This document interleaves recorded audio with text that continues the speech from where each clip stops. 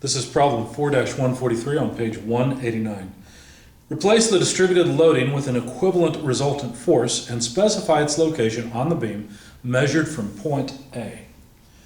So for problem 143, the figure looks about like the following. We've got a beam. The beam is pivoted back here at point A. There is a rolling support out 3 meters from A. And there is another 3 meter length for the entirety of the beam. The distributed load, something like the following, it starts at 0 and goes up to a maximum value at 3 meters of 8,000 newtons per meter. So over here we got 0 newtons per meter, here we got 8,000 newtons per meter, and it falls off, but not to 0 by the end of the beam. It falls off to a distributed load of half of the maximum, so 8 kilonewtons per meter. And the question really asks, if we replace this distributed load with a resultant force, how much would the force be and where would it act? Those are really the questions. So the way we'll do this is by the general idea is, first of all, figure out how much the resultant force would be. So add up all of the distributed force along the length. Now, if you know calculus, you can do this by setting up an equation for the distributed load and then integrating it from one end to the other. However, another way to do this is to consider areas. So for example, let me call this area 1. And let's see, we'll make it look like it. 8 kilonewtons per meter at the maximum, 3 meter length. This is area 1. So what I'm going to do is I'm going to calculate the amount of force required that would be equivalent to area 1. So it's actually not difficult to do because all you have to do is add up the load over distance. So what does that mean? Well, another way to write this is to simply calculate the area of this triangle, you see. So, if that's all I need to do, this is just a triangle. It has height, 8 kilonewtons per meter, and length, 3 meters, multiplying those two together. And then to get the area of a triangle, you just divide by 2. So that's the equivalent force. You notice meters cancel and we'll have, well, 3/8 or 24 by 12 is, or by 2, excuse me, is 12 kilonewtons. So all of this together could be balanced by a 12 kilonewton force pushing back. The question is, where would you have to put it? Or in other words, where is the location of this force that would be equivalent to this distributed load? And that's also pretty easy to calculate because the particular position in general is the integral of x, w of x dx, divided by the force. Okay, so in other words, you could take this and plug it in here, but if you've already figured out how much force we're talking about, locating that force can be done with this equation. However, this equation is a little bit complicated. Now I'll show you how to do the integration.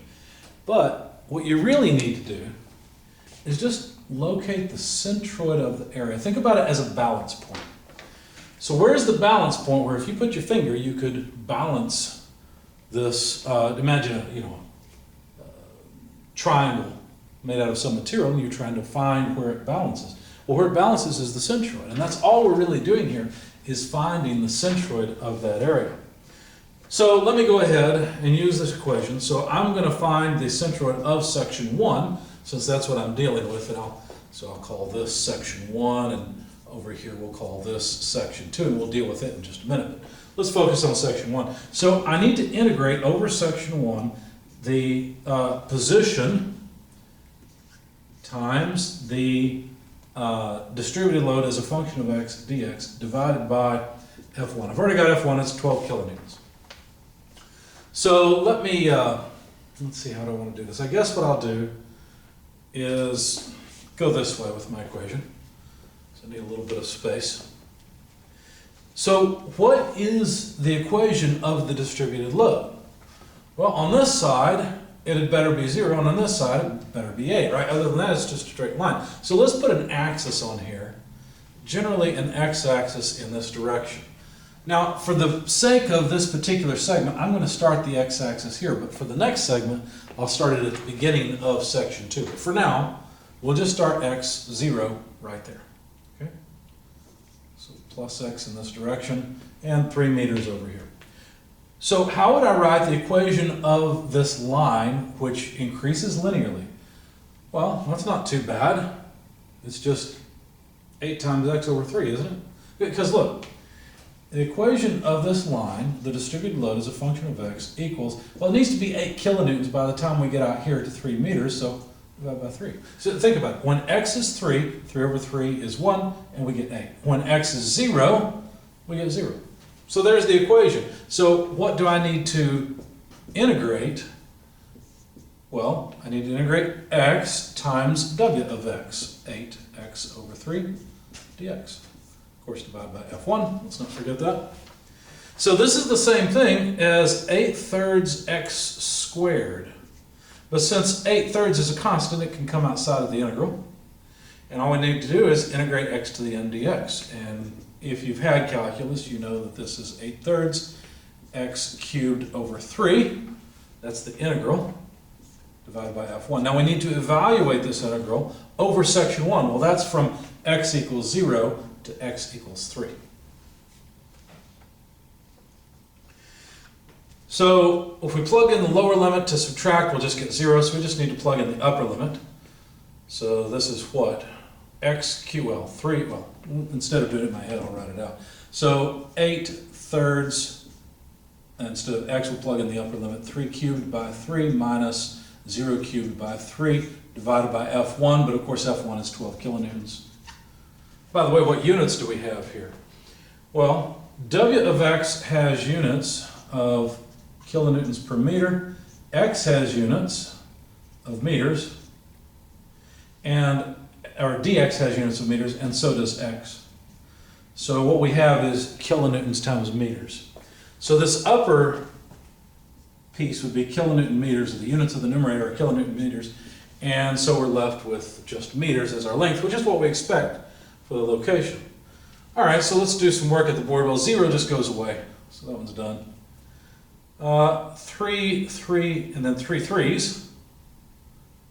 Cancel like that. So we have 3/8, not 3/8, but 3/8 is 24. And 24 by 12 is 2. So the result of this for section 1 is that x bar 1 equals 2 meters. In other words, it's right here. 2/3 or 1/3. And you probably already knew that the centroid of a rectangular, or I'm sorry, a triangular area like this is 1/3 from the fat side and 2/3 from the 0 side. Right? Okay. So now we've got the location of the force. And so essentially what we're saying here, without all of this, by the way, if you understand the calculus, great. If you don't worry about it. You really just need to find the balance point. What we're saying is if you put a force of 12 kilonewtons at a position of 2 meters, that would be equivalent to that distributed load in section 1. I haven't dealt with section 2 yet. So now let's deal with section 2. Section 2 looks like this. I don't know why I drew it bigger than section 1. It's not any bigger in terms of length. It's still 3 meters from one end to the other. And I'm going to start my x-axis at 0 here on the left-hand side, where we have a 8 kilonewton per meter distributed load. Over here, 4 kilonewtons per meter. Okay. And so to calculate the equivalent force, all we need to do is calculate this area. So now I'm going to approach this a little bit differently. I'm going to ask the question, how much area is this? Because that's equivalent to the resultant force of all this area. Well, let me show you. If this was a rectangle, getting the area would be pretty easy. You'd have a 3 meter length on this side and a height on this side, and you just multiply the two together, and that would give you your area. But it's not like that. Rather, one side's higher and the other one's lower. So what do? Well, how about this? How about if we find an average height? So basically take this triangle, turn it upside down and put it in here. Sorry, they're not the same size in my drawing, but they're supposed to be. And it becomes a rectangle. So what's the average height between 4 and 8? Well, 6. So that height is 6 meters. 6 kilonewtons per meter. I was thinking ahead to the length of 3 meters. So 3 meters times 6 kilonewtons per meter is the amount of area in this, I don't know what to call it, it's a triangle plus a rectangle that I've changed into a rectangle. Okay? So 3 sixes, 6 into 12, 18, so 18 kilonewtons. So the equivalent or resultant force is, I think I said 18 kilonewtons. Now where is it? Where does this 18 kilonewton load need to go to be equivalent to that distributed load? Well, for that, what we need to do is, again, let me start over here, I guess, calculate the centroidal location. Now, I can't just move area around like this and say, well, then the centroid's right in the middle. That doesn't work because the actual shape has more load on the left side than on the right. So I'm going to use the calculus to do this. Another way you could do it, by the way, you could literally set it up or separate this into two sections, where one section is a rectangle with a 4 kilonewton per meter height, and then the triangle is also another 4 kilonewton per meter height. Locate the centroid of the rectangle, which is easy, it's right in the middle. Locate the centroid of this area, that's not too bad, that's 1/3 of the way over, and then use this as a combined shape to find the centroid of this combined shape. And that would be fine. Nothing wrong with that, it would work, and you get the same result I'm about to get. So we need to integrate x w of x dx divided by f2. And of course we're integrating over segment 2 now. So adding this up. So I need an expression for this line, right? This line that goes from 8 kilonewtons down to 4 in terms of x. So I need to multiply x by that expression. Well, let me write down the expression I came up with and see if it makes sense to you. Negative 4/3 x plus 8. How do we know if this makes sense or not? Well, number one, the slope had better be whatever this slope is. You can calculate the slope by simply taking the rise over the run. Well, the rise is a negative 4 kilonewtons per meter. The run is 3 meters. So sure enough, that slope matches, you see. And then finally, we need the y-intercept. Well, the y-intercept is easy to see. It's 8. So check it out. If we plug in x equals 0, we get 8 kilonewtons per meter. If we plug in x equals 3, well, the 3's cancel. We get 8 minus 4, which is 4. So yes, this is the equation of that line. So, integrating over section 2, we need to multiply the x through. So that's negative 4/3 x squared plus 8x. And this is what needs to be integrated from x equals 0 to x equals 3, because we've started our x's over here. Okay? All right.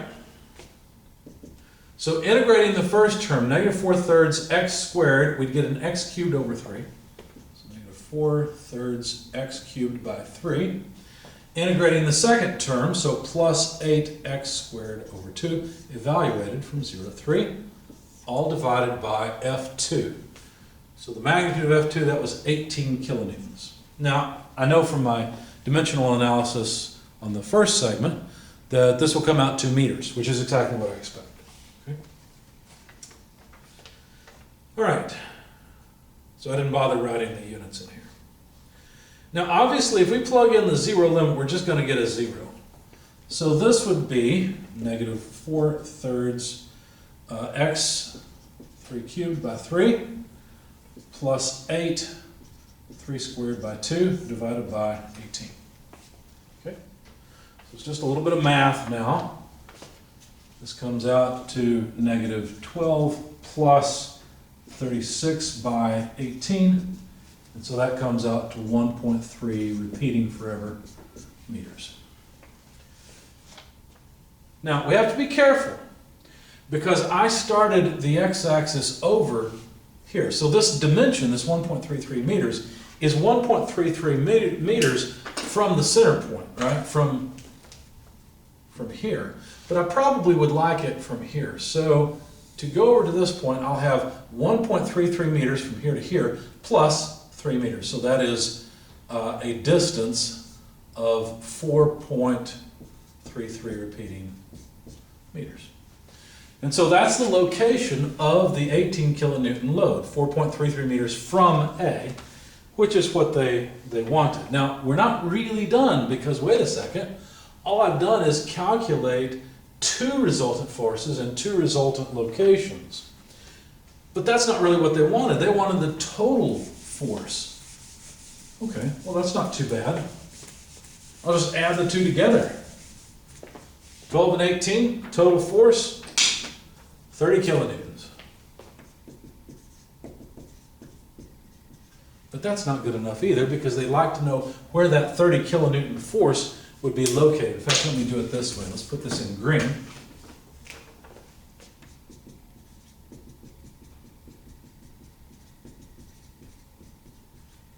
And the question becomes, fine, put the 30 kilonewton force on there, but where? How far over does this force need to be? So let's say x bar overall rather than x bar 1 or x bar 2. Well, there's a couple of ways to think about this. And all involve balancing areas or balancing the moment of these areas. In other words, think about it this way. If we were to have a balance and we put on one side the actual distribution, okay, and try to calculate where exactly the 30 kilonewton load needs to be applied on the other side of the balance. So where's x bar? Well, it's got to be 30 kilonewtons because it's got to be equivalent load, but also we need a distance now. Now remember, we know that we don't really have to deal with this distributed load. As a matter of fact, what we have are F1 at x1 equal to 2 meters and F2 at a distance of 4.33 meters. So basically, all I need to do is take 30 kilonewtons, and I won't write the units in, times x bar, and balance it. In other words, take the moment of these two, set them equal to 2 meters. Well, let's put it in the same order. So F1 times 2 meters plus F2 times 4.33 meters. Okay. Obviously, we know F1 and F2. This is 12 kilonewtons and F2 is 18 kilonewtons. So what we got to do then is divide by 30. And that'll give us the location of this single force in order to balance this all out. So if you plug these numbers into your calculator, you'll find that x bar equals 3.4 meters. And what that means then is that this distance to the overall load is 3.4 meters, just a little bit to the right of that support.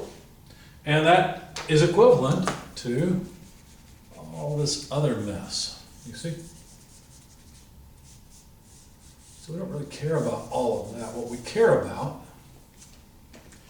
is where an equivalent point load should be located and how much is that point load in order to be the same effect on the beam. Well, it's not the same effect on the individual components of the beam or what the material that makes up the beam, but as far as statics is concerned, this force is resisted at the supports in the same way that the distributed load originally given would be supported.